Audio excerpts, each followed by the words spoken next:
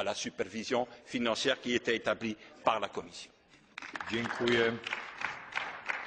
Zieloni, Wolne Przymierze Europejskie. Je vous remercie. Pour le groupe des Verts, je donne la parole à M. Cohn-Bendit. Président, chers collègues, je vais continuer un peu dans cette direction qu'a développée Guy Verhofstadt. Il est évident que pendant 4 mois, on a tergiversé. Il est évident qu'on s'est trompé. Il est évident qu'en tergiversant, on a donné une dynamique au marché et à la spéculation. Au moins que ceux qui sont responsables au Conseil le disent. Ils disent on est fautifs. C'est nous, c'est de notre faute. Madame Merkel, Monsieur Sarkozy, je ne sais pas comment ils s'appellent et je ne sais pas ce qu'ils font dans la vie, mais tout le monde pouvait lire ça dans les journaux que c'était à faire tout de suite. Premièrement. Deuxièmement, je voudrais quand même qu'on comprenne une chose. Ce que doit faire le gouvernement Papandréou est une chose presque impossible. Et que je demande à l'ECOFIN, aux chefs de gouvernement, de réfléchir que eux, chez eux, ils sont incapables de mettre des réformes sur pied. Combien de temps la France a besoin pour réformer les retraites? Combien de temps l'Allemagne a besoin pour faire des retraites? Et maintenant, on demande à Papandréou, en 3 mois, tu changes tout. Vous êtes complètement fous. Et la preuve, c'est ce qui se passe en Grèce. On ne donne pas à la Grèce, à M. Papandréou, le temps de trouver un consensus en Grèce, de trouver un consensus. On ne change, il n'y a pas d'identification en Grèce avec l'État. Il y a, c'est chacun pour soi.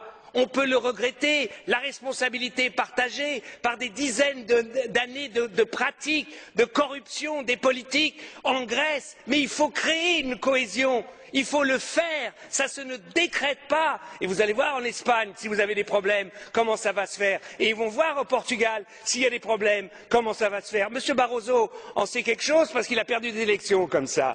Donc, non, il n'a jamais perdu l'élection. Je veux dire par là que nous devons avoir un sens de la responsabilité. Et nous ne devons pas demander l'impossible. Moi, j'ai l'impression, il y a un temps, on entendait I want my money back. J'ai l'impression qu'au gouvernement, maintenant, on dit I want to make money on the back of the Greece. Parce que c'est ça aussi, quand on emprunte à 1,5 ou 3% et qu'on donne à la Grèce à 3, à 5 ou 6%, on fait de l'argent sur le dos de la Grèce. C'est intolérable. Et puis alors, l'Europe peut prendre des initiatives. Guy Verhofstadt a raison quand il a parlé d'un fonds monétaire européen, d'un fonds d'investissement et de solidarité pour lever un emprunt européen. Il faut changer les traités.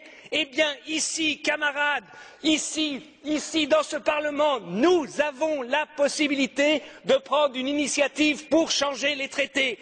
N'attendons pas le Conseil, ils sont incapables de décider. Prenons l'initiative, une initiative commune de ce Parlement pour changer les traités, pour qu'enfin il y ait un fonds monétaire européen qui puisse justement s'attaquer à la spéculation. Nous pouvons le faire, yes we can. Let's do it.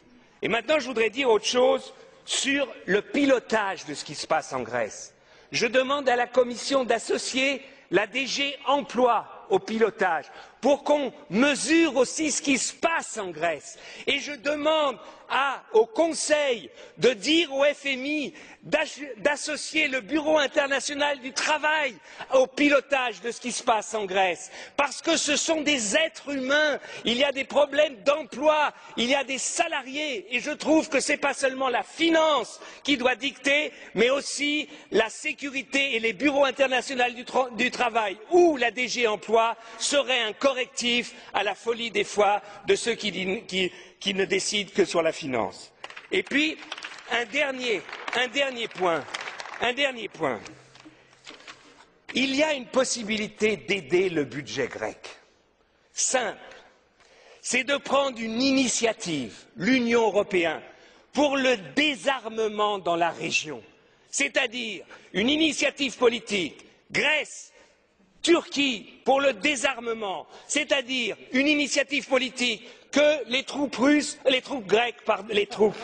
turques, se retirent de Chypre Nord, qu'il y ait un désarmement. Je dis une chose, on est quand même hypocrite. Ces derniers mois, la France a vendu 6 frégates à la Grèce pour 2,5 milliards, des hélicoptères pour plus de 400 millions, des Rafales, un Rafale à 100 millions. Là, malheureusement, mon espionnage ne m'a pas permis de dire si c'est 10 ou 20 ou 30 Rafales. Ça fait presque 3 milliards. Et puis il y a l'Allemagne a vendu 6 sous-marins dans les prochaines années à la Grèce il y a quelques mois. Ça fait 1 milliard. Mais on est complètement hypocrite. On leur donne de l'argent pour acheter nos armes. Je demande à la Commission de faire un rapport ici au Parlement européen et au Conseil sur toute la vente d'armes des Européens aux Grecs et aux Turcs ces dernières années. Qu'au moins il y ait transparence, qu'on le sache. Eh bien, je vous dis que si on agissait en manière responsable, assurons à la Grèce l'intégrité de leur territoire. Les Grecs ont 100 000 soldats, plus de 100 000. L'Allemagne en a 200 000. C'est complètement aberrant. Un pays qui a 11 millions d'habitants a 100 000 soldats. Demandons cela à la Grèce. C'est peut-être plus efficace que de baisser les salaires de quelqu'un qui gagne 1 000 euros. Voilà ce que je demande à la Commission, d'être un peu juste. Dziękuję panu za wypowiedź. Merci beaucoup, monsieur Cohn-Bendit.